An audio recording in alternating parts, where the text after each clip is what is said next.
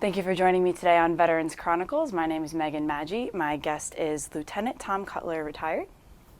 He spent a lot of time in the Navy, also as an instructor at the Naval Academy, and is also an esteemed author. Thank you for joining us today. Glad to be here. All right, well, let's start with the beginning. Where were you born and raised? Baltimore, Maryland. Oh, okay, so local. Is there a legacy of military service in your family? Believe it or not, my father was in the Horse Cavalry. My father was born in 1898 and served in the Horse Cavalry just around the World War I time frame. But that's it, just for a short period of time, and then there's really no other military service in my family. Did that influence your decision and the path of your career? No, I don't think so. I mean, not directly or any way that I could think of, no. Okay. So what influenced your decision to eventually join the Navy? It's hard to say exactly, but one of the things was I grew up in the inner city of Baltimore, and it was not exactly a happy environment, and I was looking for ways to get out of Baltimore and into something better, and the Navy offered that opportunity to me. I'd always been interested in the service, and the Navy in particular. A strange thing, sounds kind of silly, but when I was a child, I'd play with the kids. We'd play war and things like that, and we'd always pick a rank or something. Somebody be a sergeant or a captain or whatever, and I always picked lieutenant commander, which is what I wound up retiring as, which is really ironic, but very true. Okay, so what year did you join the Navy? 1965. 65, okay. And shortly after you served a tour in Vietnam? It was about 72 by the time I got to Vietnam. Okay. I had some things going on in between, but I got there late in the war. Okay. Can you tell us about your first assignment? My first First couple assignments? Well, I originally I went to sea as an enlisted man on a destroyer escort, the USS Roberts, a very old ancient ship that didn't even have a covered bridge on it. Then I went to a destroyer for a short period of time, and ultimately I went to officer candidate school, got commissioned, and my first tour as an officer was on an aircraft carrier, USS Independence, and I was a ship driver, if you will, on that ship for about a year, a little over a year, and then I volunteered to go to Vietnam, and they scarfed me up, and I went to Vietnam at that point. Oh, so you volunteered? Yes. Okay. You want to tell us about your time in Vietnam? Yeah, I didn't do a whole lot. I mean, I had enough experience to get a combat action ribbon, but nothing nothing major. I'm certainly no war hero or any of that sort of thing, but know what it's like to get shot at and that sort of thing. When I first got to Vietnam, things were frankly very boring. Things had quieted down a great deal. It was very quiet. There wasn't much going on, and I saw, frankly, a lot of drinking going on around me. People were kind of bored, I think, and so forth. And then the Easter invasion occurred when the North Vietnamese sent the second biggest thing to the Tet Offensive of '68, when the North Vietnamese sent forces down across the DMZ, down through the rubber plantations near Saigon, and also into the Central Highlands, a big three-pronged attack using Russian tanks and so forth. Things got very exciting at that point. We had a lot of close calls, if you will. There's a very famous event that took place a few miles up the road. Colonel John Ripley stopped the North Vietnamese army at the bridge at Dong Ha by hanging underneath the bridge, placing explosives, blowing it up while he's being fired upon by the enemy. Absolutely incredible story. And as it turned out, we were there at the same time, didn't know each other at the time. But then I later had the privilege of working for him at the Naval Academy. He was the head of the division I was in. So things have a funny way of going around and coming around. But things got exciting during that Easter invasion. I flew into Quang Tri City about a week before it fell. It was completely surrounded by NVA at the time. That was interesting, and wound up at a fire base one time, kind of stranded there for a little while. That was under heavy assault during the nighttime, but I was fortunately there only during the daytime and saw some of the effects of that attack and so forth. So I don't know, just a lot of interesting things, rocket attacks, that sort of stuff. But again, nothing major to relate, I don't think. Following your tour in Vietnam, you You ended back up at the Naval Academy as a teacher, but that was later on. Later on, yes. Following Vietnam, where did you go next? I went to a cruiser. I served in a cruiser for about 2 years. Went from there to the aircraft carrier Saratoga. It was the second of my carrier experience, even though as a surface type I spent 2 tours in aviation commands, which was interesting. And then I went to a destroyer squadron. I went to a destroyer as a department head, the operations officer, home ported in Japan. And then from there to a destroyer squadron, and then ultimately to the Naval Academy.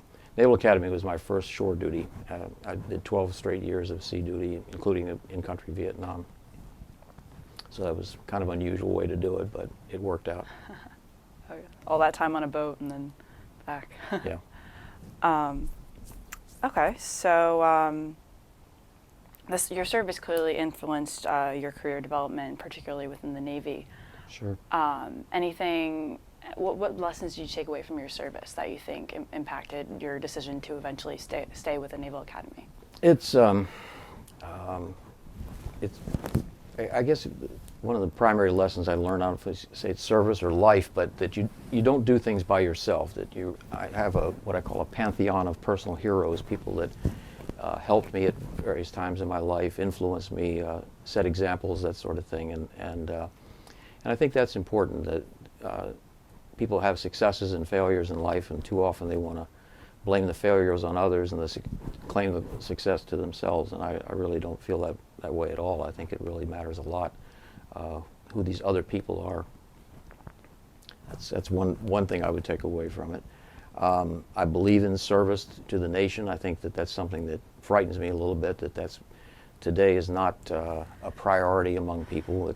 We have such a low percentage of people serving in the military, which is an interesting point because I served in both the conscript Navy and the volunteer Navy. My career did both of those. Excuse me.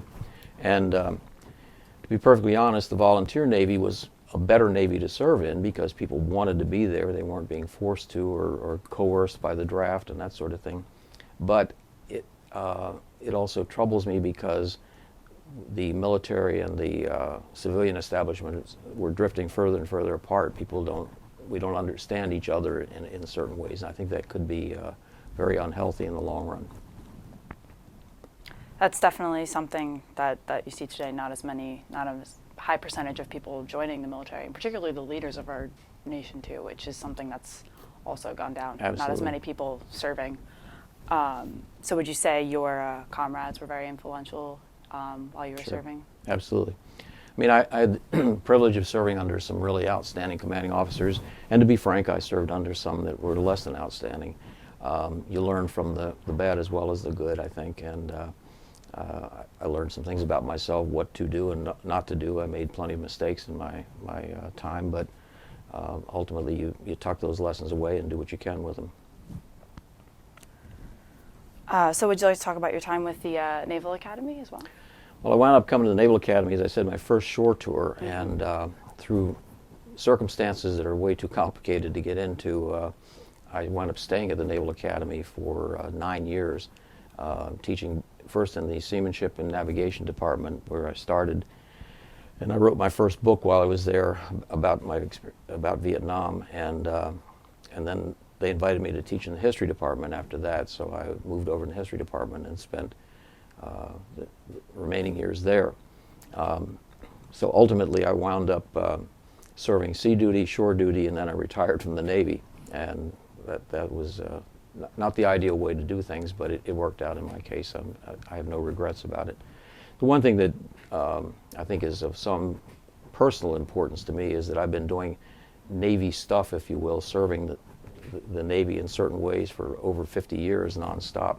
From my active service, I went immediately into a Naval Junior ROTC unit and started a maritime academy up in Baltimore, the inner city of Baltimore. But I was supported by the Navy at the time. They were paying part of my salary. I was getting uniforms for the cadets and all that sort of thing.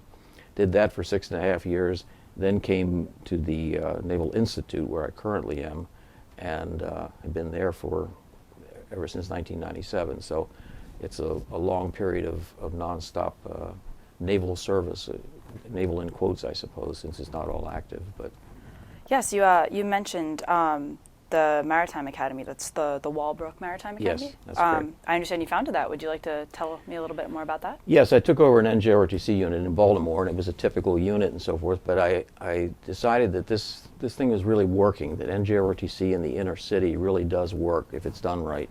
It can have a positive influence on people that are in a less than ideal environment. And I began to wonder if we couldn't extrapolate that and make it even more than just as it was. They were just taking it as an elective course while they were there, and we had after-school activities and things like that.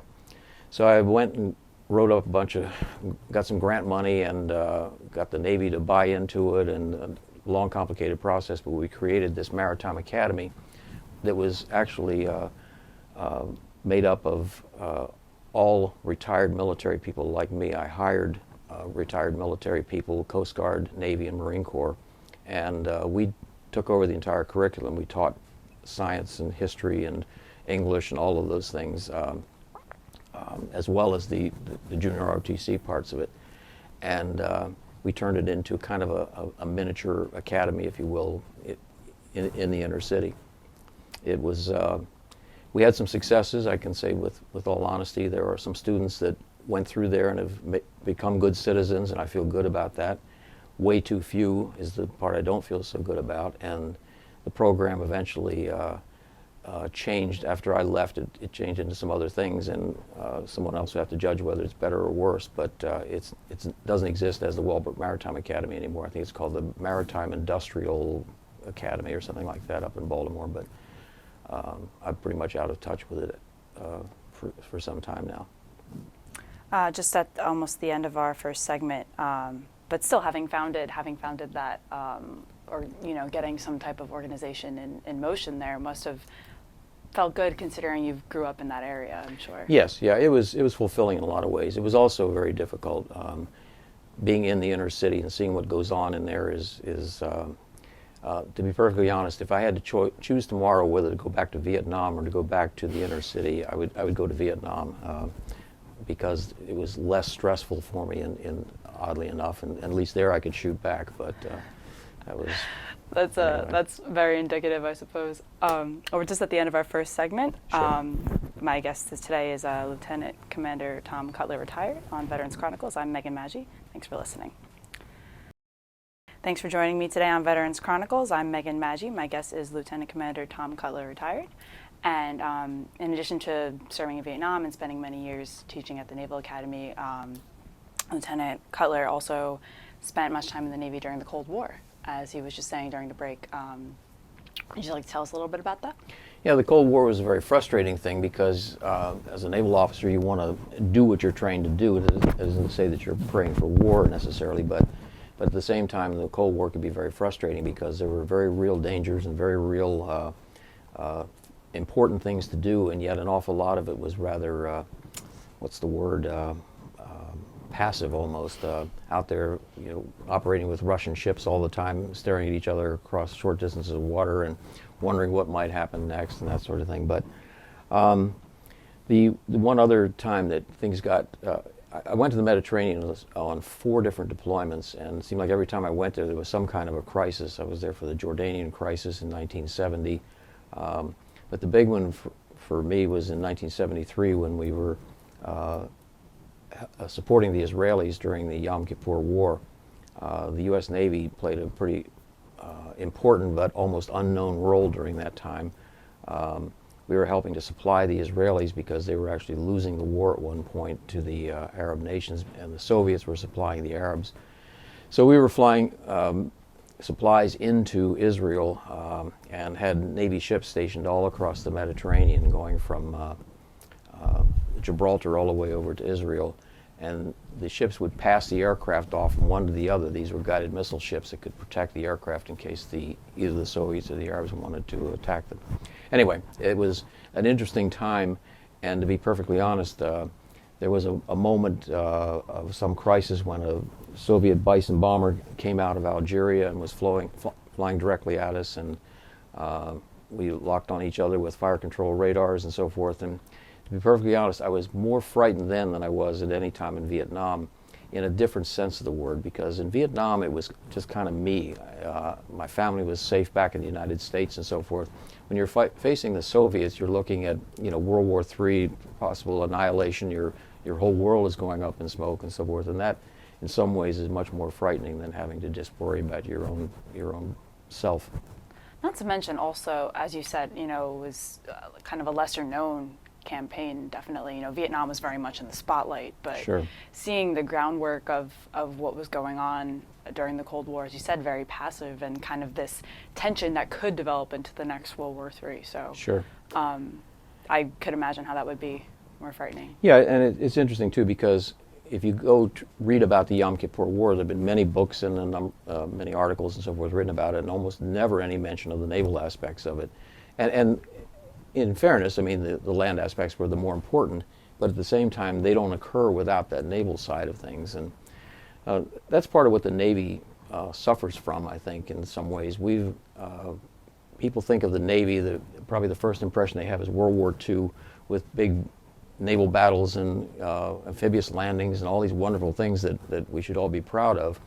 But the truth of the matter is, war is kind of when everything else has failed, and when the Navy's doing its job right, it's out there keeping peace by deterring and keeping the sea lanes open and making sure there's stuff on the Walmart shelves and things like that. And that's the thing that's often overlooked, that people just don't seem to fully appreciate. Which doesn't matter, we're not in it for the glory, but when we are in it, we have to get funding from Congress and so forth, and more, I think members of Congress don't understand that importance either. I'm starting to preach here, and I don't mean to do that, but that's frankly a lot of what I think about these days. That's quite all right. Sometimes the two come hand in hand. But just at the end of our second segment, any other experiences during the Cold War that you felt were, you know, very, very formative in your naval career? Wow. I'd be hard to say come up with something formative other than it was being in the Navy requires a lot of time away from your family. I spent many deployments with my family back at home and so forth, and this was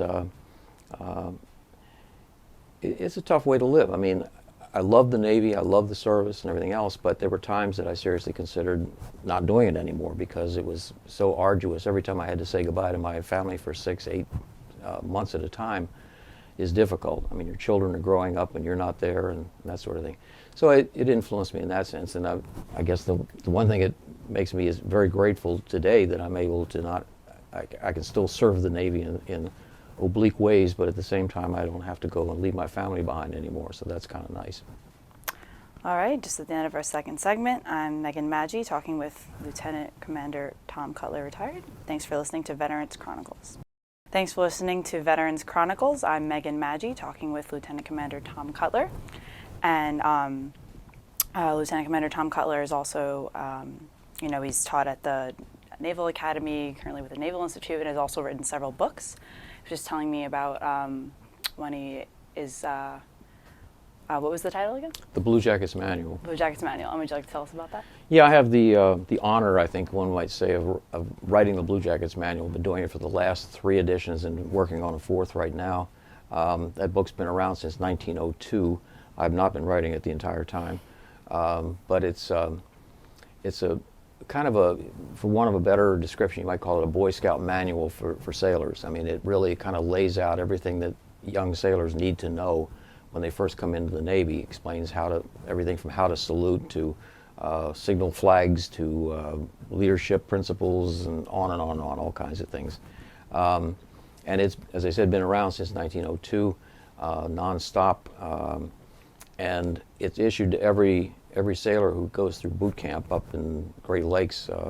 Anybody enlisted in the Navy, they get the Blue Jackets Manual there.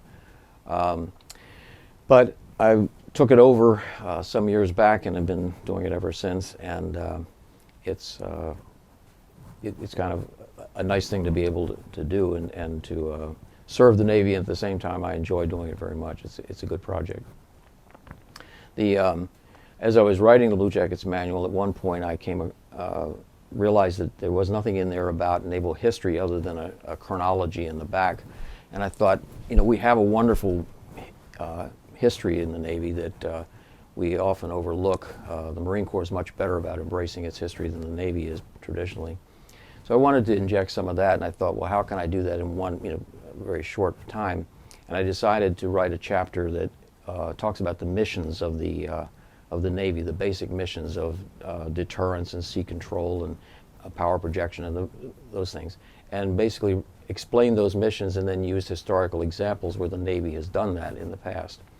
That worked out fairly well. It served the purpose, but then I got to thinking about it, and I thought, well, maybe I can extrapolate that. And so I wrote another book called The Sailor's History of the U.S. Navy, or A Sailor's History of the U.S. Navy. And that one does exactly the same thing, except bigger. It's a whole book on using that basic idea. And I wrote it thematically so that you don't have to start with the American Revolution and work your way forward like so many history books and so forth. I start right in modern times and relate it back to the history, and so we're trying to do that. The one other thing that I do in that book is to emphasize the role of the enlisted sailor. Too many times if you read naval histories, it's John Paul Jones fought on through the night, which is true and it's wonderful, but the truth is the men of the Bonhomme Richard fought on through the night, not just John Paul Jones. Too often we focus on the officers, understandably, and for some reasons that they were the ones who often wrote their own memoirs and that sort of thing. Anyway, so the Sailor's History tries to emphasize the role of the enlisted sailor as much as possible, and I think that it succeeds in doing that, and I'm glad to see that. It's been on the Chief of Naval Operations reading list for ever since they created that list, and remains there, so I'm happy to see that. So anyway, that's two of the books I've written anyway. So you mentioned thematic, or categorizing naval history in terms of thematic categories. Sure. What was one that was very crucial to the history of the Navy? Well, the Navy, our core values are honor, courage, and commitment. So obviously the first three chapters in this book were honor, courage, and commitment. That was fairly simple, not simple, but I illustrated those kinds of things through using historical examples. I also focused on other things, like we have the saying, don't give up the ship, which refers back to our heritage, and so I wrote a chapter about that, talking about the times that we did give up the ships by necessity, but also the times that people managed to prevail under arduous circumstances. And don't tread on me, various other themes that come up through the Navy. I just tried to focus around those things to keep it focused on that sort of thing, rather than just a straight old history. Here's what we did on 1826 or something like that. And as a history teacher, I'm sure you were able to draw from a lot of that. So you've Sure. mostly taught naval history, is that correct? Yes, a variety of things, but mostly naval history. And today I teach strategy in war, which I wouldn't even say it's teaching so much as it is, we run it on a seminar basis where the students do a lot of reading and so forth, and then we come and have seminars. So I don't get up and lecture about things. I just use my knowledge and experience, such as it is, to facilitate these discussions and to get the students to think in terms of strategy and operations and that sort of thing. Very nice. So you're currently the Director of Professional Publishing at the U.S. Naval Institute. Right. Would you like to talk about that position? Sure. We do a number of things at the Naval Institute. We publish several Naval History magazine, Proceedings magazine. We also publish a lot of books, and many of those books are history books, current event books, typical things you'd see at Amazon. But one specialty we have is we publish what we call professional books, and these are the books that help naval professionals do their jobs better. The Blue Jackets Manual is one obvious example. It lets sailors be sailors. We also have a Naval Officer's Guide. We have newly commissioned Officer's Guide. We have Command at Sea. We have the Marine Officer's Guide, and we support the Marine Corps and the Coast Guard as well as the Navy. So we have a large number of books that are geared towards naval professionals and help them hopefully do their jobs better. And my job at the Naval Institute is to coordinate all that. I write some of them, but the vast majority are written by other people, and then I coordinate with the authors and walk them through the publishing process and make sure that we revise them when they get out of date and all that sort of thing. So keeps me off the streets. Let's put it that way. I'm sure it's a nice combination with your role as Professor of Strategy and Policy at the Naval War College, which is, where's that located again? Newport is where the actual college is. Newport, okay. But I teach it at the Naval Academy. But Okay. yeah, it's the Naval Institute's kind of a well-kept secret, and because we're on the Naval Academy grounds, people think that we're part of the Naval Academy, and we really aren't. We just started there and have been there ever since. And somewhere along the line, Congress passed a resolution and said that this non-government organization could stay on the grounds of the Naval Academy, and we've been there ever since. So it's an odd thing that what we do is, besides providing these professional guides and these magazines and so forth, we have we're proud of what we call the open forum. It's where people, because we're not run by the government, people can voice their opinions and sometimes criticize things that are going on in the naval services. We're not there, in a negative sense, but sometimes, just like a parent chastising a child to make the child do better, we have to point out the flaws and so forth. So that's where the open forum comes in, where people can write for either our books or our magazines and so forth, and suggest possibly better ways to do things and so forth. Something that's very valued, but not very well understood in a lot outside the fairly narrow circles. How often do you find, I'm sure this is very often, but how often do you find your experience dictating a lot of your discussion or a lot of the content you're putting out in your books? Oh yeah, I mean, I think it, first of all, gives you credibility. I mean, I'm teaching mostly young lieutenants, lieutenant commanders, sometimes commanders, and some other people as well, but the vast majority are military people in uniform, still on active duty and so forth. So it gives me credibility to be able to relate to my own experiences. But it also gives me experiences that I think have some validity. I've seen some things go on during my service that are relevant to the kinds of discussions we're having, and so I think it's important. It's not absolutely essential. We have some other very fine people that never served in the military that do similar things at the Naval War College. There's some civilian professors there that are way smarter than I am, and they do a great job without that, but it is an asset that comes in handy. Definitely, definitely. Any other publications you'd like to discuss? My first book was called Brown Water Black Berets, and it was based on my experiences in Vietnam. It's not a memoir. It's not about me. It's about the whole coastal and riverine experience of the Navy in Vietnam. After I'd been away from Vietnam and actually was still on active duty at the time, but I discovered nobody had written about this, and I thought it was an important aspect. We didn't win the war or lose it, as it were, by ourselves, but at the same time the Navy did play a role in Vietnam that was largely not understood. So I wrote that as my first book, and I'm fortunate it's still in print and in fact still being used by some of the people that are now going into coastal and riverine warfare in the modern day. So that's very gratifying. The next book I wrote was on the Battle of Leyte Gulf, and I didn't have any experience there or any reason to write other than I just was fascinated by it, and had taught some history at the Naval Academy and had some degree of credibility for that. And wrote that back in, well, in fact, it was for the 50th anniversary of the Battle of Leyte Gulf is when HarperCollins published it. And that too is still in print, so I'm very happy about that. But it's nice. I love writing as much as anything I do. I enjoy teaching a great deal, but my absolute favorite thing to do is to write. So I've been very fortunate to not only can write, but I've actually had some of it published, so that's nice. When did you begin to truly study history? Did you study in prior? Oh, I think I've always been interested in history. When I was a young child, I'd go to the library and check out books, and I often got things there was a series of books called Landmark Books. I think Random House published these for young people or whatever, and they were full of all kinds of histories, everything from Napoleon to, I can't even remember now, but all kinds of subjects. And I devoured those. I just thought history is fascinating. One of the things I like about history is that it can't hurt you. You know, anytime you're trying to, when I teach strategy and war for the War College and everything, we're constantly looking at the future, trying to think about what to do next. And we don't know. I mean, there's an awful lot of variables, and we don't know how it's going to turn out. History's kind of nice because you know how it ends, and there's nothing to fear, I suppose. So it allows you to work in a safe environment, if you will. And typically when you're trying to think about possibilities for the future, you have to look to the past to see what not to do, or what could work if you did it differently, I'm sure. So I study history, so. Oh, do you? Great. Yeah. So I think I think it's great to have that foundation while also having teaching strategy and policy as well. Yeah.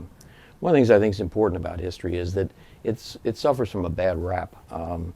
People look at history as this boring memorization of dates, and that's the fault of teachers that teach it that way. If it's done right, it can be incredibly exciting, I think. I've seen some lectures and teachers and so forth that make you want to go out and kill something, you know. I mean, I'm joking, but they make you want to go out and do things, you know, that can inspire you through history and that sort of thing.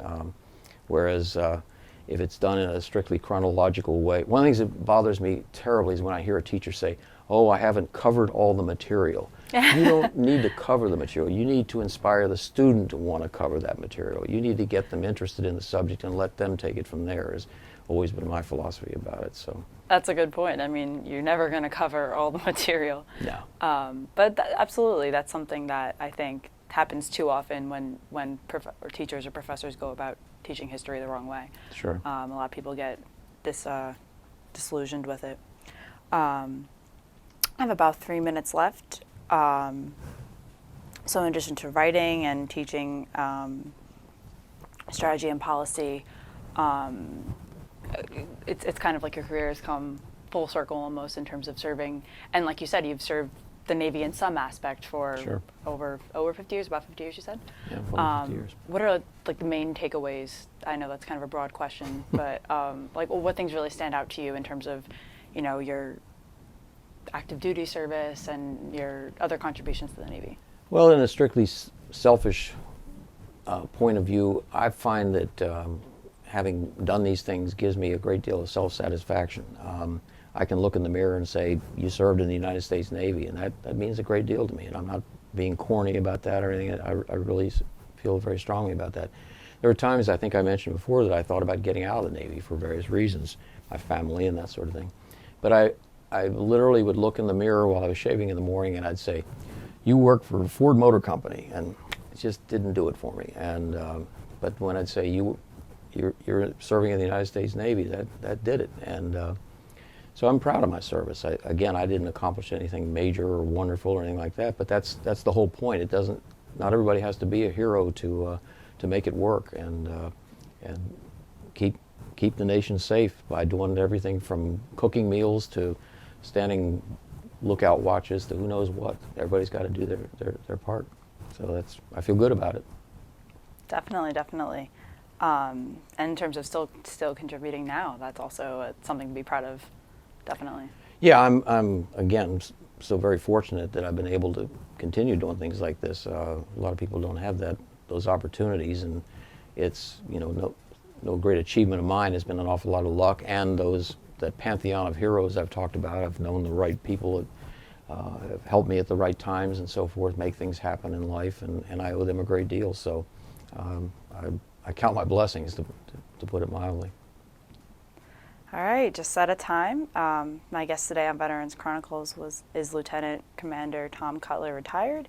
He served the Navy on active duty. He's also taught at the Naval Academy, previously founded the Walbrook Maritime Academy, and currently is Professor of Strategy and Policy at the Naval War College and Director of Professional Publishing at the U.S. Naval Institute. Needless to say, he has served the Navy in many forms for many years. Thank you for joining us today, Lieutenant Colonel Cutler. Or Lieutenant Commander Cutler, sorry.